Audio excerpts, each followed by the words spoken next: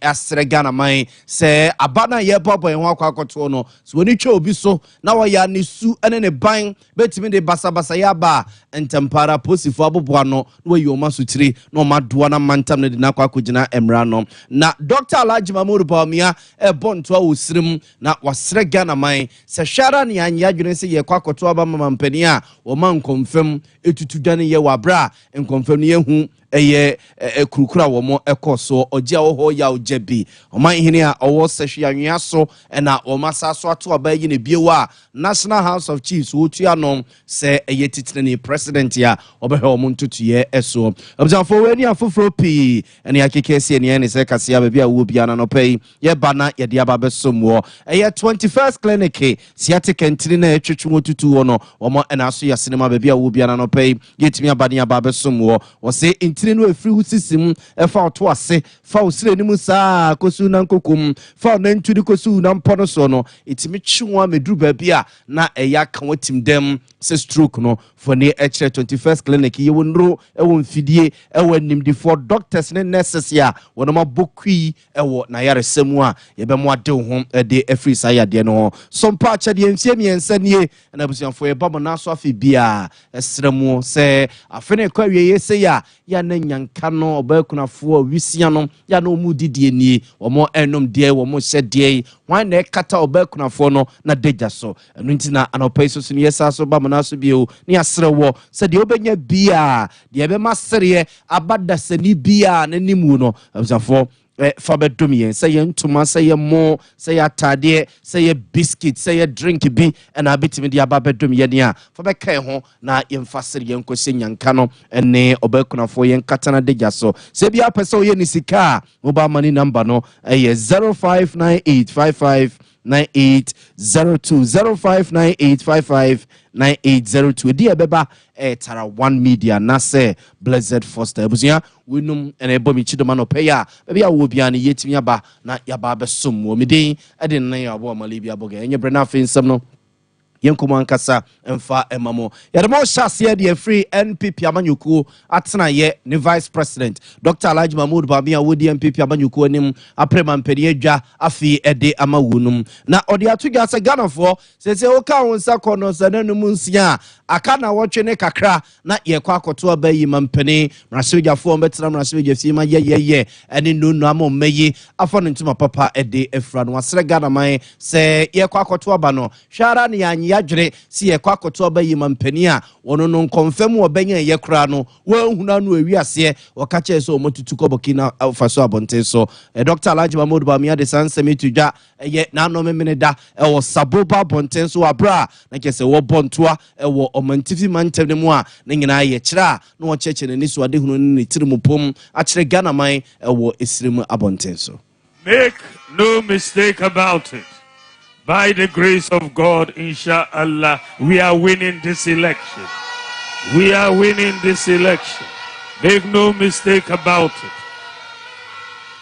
The only issue for me today, if we vote today, we win. The only issue is the gap. How big a gap we are going to give our opponents. I want a big gap. I want a big gap. I want all of you to come out. I want a big gap. We want to beat them well. In this election, there are two of us, isn't it? Myself and the former president. During his term, all the money, hundreds of millions that were given to him to develop the North, he said he was rearing guinea fowls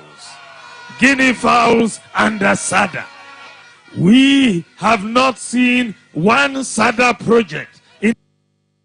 Observe we a vice president Dr. Alhaji Mahmoud Bawumia ne yetene nke we yemra na kese ode na proba kwakopi sabuba bonten so ewo esiremu a na ocheche na niso ade hunum ne tiremu pom de akrade hia ewo honum yemfomo enko NDC amanyuko no so atena ye na mampeni dada John Dramani Mahama Gonja de Sekonkra wotigya tagman so pro soro we de ono so na edi NDC amanyuko anim apre mampeni adwa de ama NDC amanyuko ne ebiewu na ode to dwa se yankopɔ ye na dom ama Ghana for asaso ada to media manua ye friend say e local rice yi a ye die yi obehwe se ye beti ani na yahwe ne ye na aban soso no abofotuo bi ni sika kakra na akuafo omo dom soso no ye de asoso masere mo na omo soso omo somo no ho no ya mo abefo kontempo nim de eniema ombetimi de asomo no amana ya kono aye de na Ghana for ye ni agye ho sense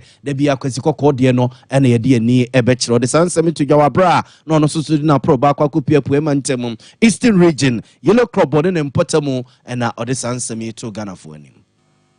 Every year is almost 200 billion cedis. If part of this 200 billion we dedicate and say, if government is going to buy medicine, we'll buy made in Ghana. If government is going to buy rice, we'll buy made in Ghana. If government is going to buy oil, we'll buy made in Ghana. If government is going to buy chicken, we'll buy made in Ghana. If we buy made in Ghana, why can't we do 24-hour economy? Unless we cut down our imports, we cannot rise as a nation. Observe for man penny that John Dramani Mahamani yetene kanona wamana nsuwa jakosumbun sensem via Rene we power authority omajuma wamo eya nanumu no moye kotete ye sa abankra fa prime bi senkopese waka omu nyina bom emana ebabe yefua no eno so man penny that John Dramani Mahama ekasa kakra ede efa ho everything to themselves. Go to Accra, go to Kumasi, go to Tamale, go to the regional capitals. Land that belongs to all of us.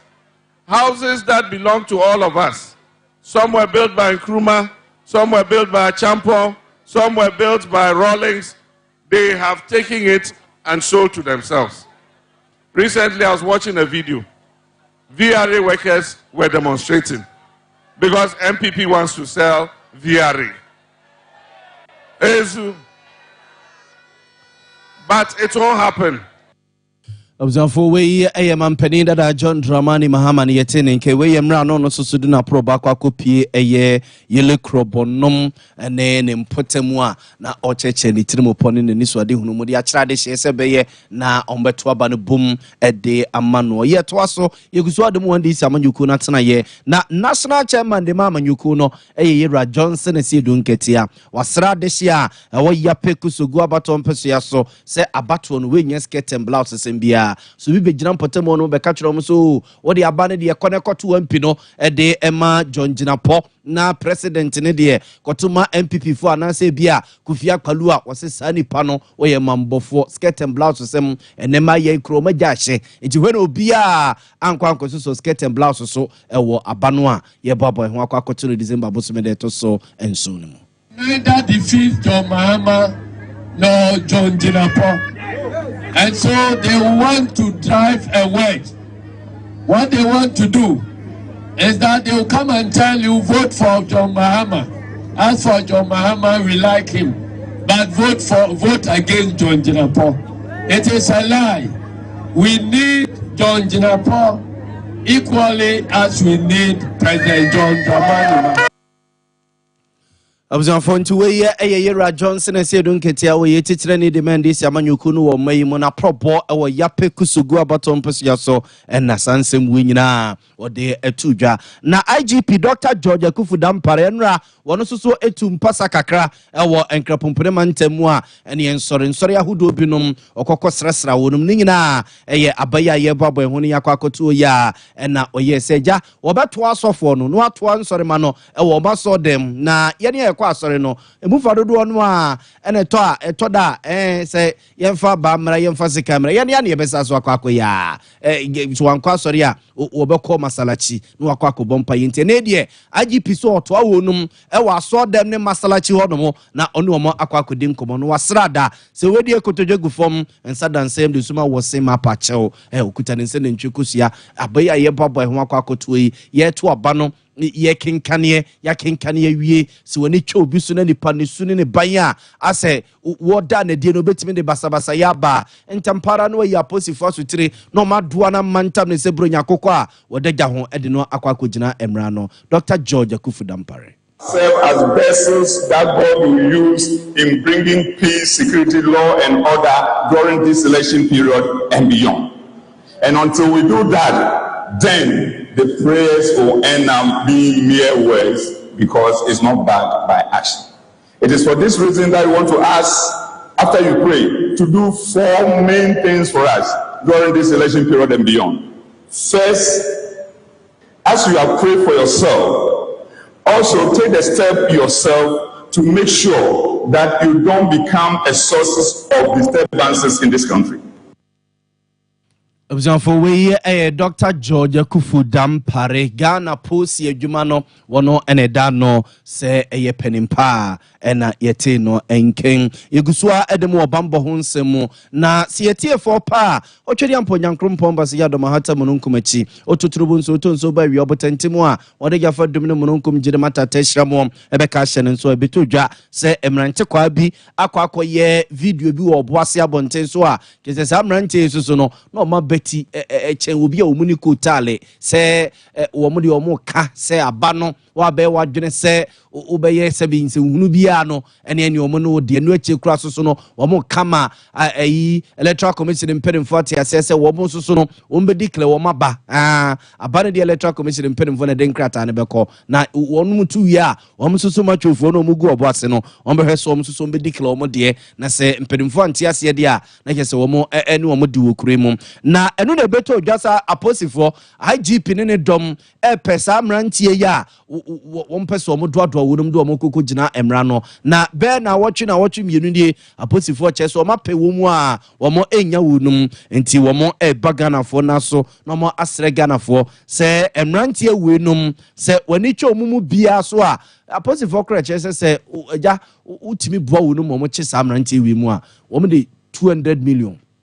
connected to one no 200 million and 20,000 Ghana cedis. So the better was no more at the free no kwakudi into more kire se emrantie ya omobia TV see se unim baby omusha is a positive akwaje number ma wumu omakwaje telephone number se unim baby omusha sa telephone number no free positive sisi a no mo nkwachi wunum omo se 0547927272 number no so there 0547927272 no any aposifo omo telephone number omo ede atudwa se wa wonim baby a boys yi omo hye bia say your boss say ye kumase say ye nkran ana baby omo te bia no hold your telephone number no na aposifo kokoche sankrofo isusu a omo say 20,000 Ghana cedis omo ede beda obi bia obebo aposifo amomo etimi akire sa emranti wi ede onum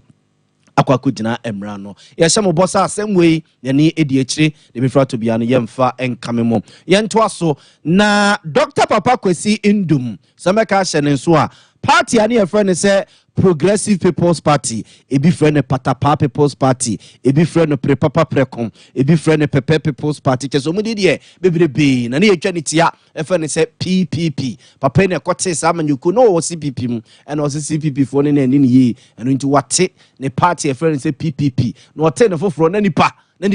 nipa chese nipa eji chikodi papa yechi ekoje ne party card ya ewi ase ye to aba ne tre kra na chese ehon ya ye dine e ma Dr. Papa Kwesi Indum na papa ya hyase a wono so eja aba ya ye babo ehon akwakoto yi wo tutu Ghana fofo no sre Ghana fo se president ye beto aba ma no a ebekwa akwa ase wono anade hye nwuma oba begunu de hwe na Ghana fo ntu bia masa president ne da when ya so sankrofo no so o de sansemi tudwa wabra na commander edina eguafo ebrem abaton peso so na udi dwuma ho.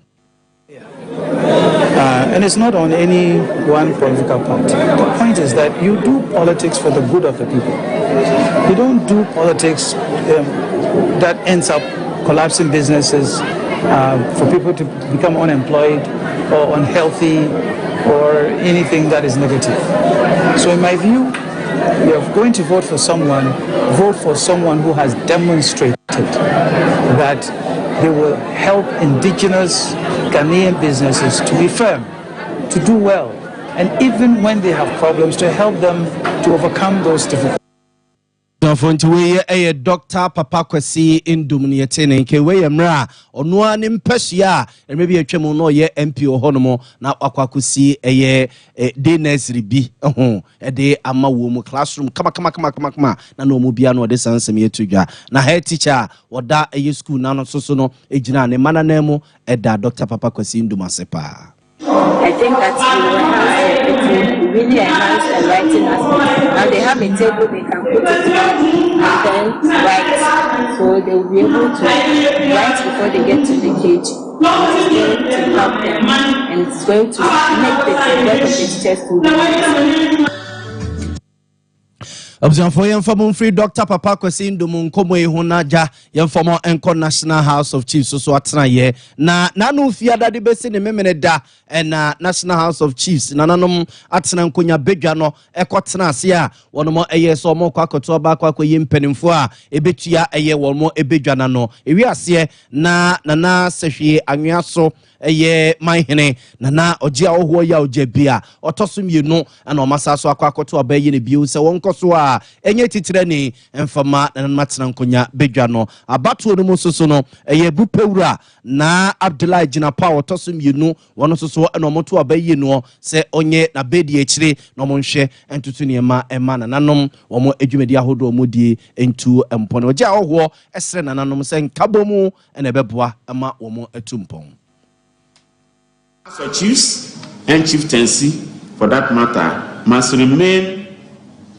apolitical and insulated from partisan politics. In the coming days, we need to work together, visibly and greater voice in our national agenda setting. For example, can't we come together, put pressure on government, politicians,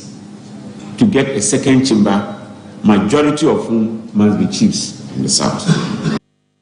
Observe fonti we eye ogia wo nana ya ojebia otoso mienu sehwe anweaso manhene wona sisi wo masaso ato abaye ne biewa wotoaso se National House of Chiefs wonum etitireni no wosren kabomu ntiase ne odosoro nko se enra nananom ntem se beye no ombekoso apre ye yoni mpuntu ede ama womo adehye yedemo ekowie ewa apomdire ho nsensem na yemfamo nko konfonochi aban ya sabia na empenimfo a ewo konfonochi ban ya sabia shase a yekwesi brune eka ne se eye ultramodern pharmacy complex wonomo ACB ede ama aya sabia no na pani kwanchefo woda konfonochi ban ya sabia no eye Professor Ochre Ademensa ode atudwa se sa danka kraka ya ebe ya brosan ye to aso be nan no si a wo mu sie ne nyese bia wonomo akwaje bosia akwakopam bi afiri baabi aya sabia na adwuma omo ye no ensempo ne nkapra omunya edi free honom no eno ano mo boaboa no mo ede ekukuru sa dan nesi honom a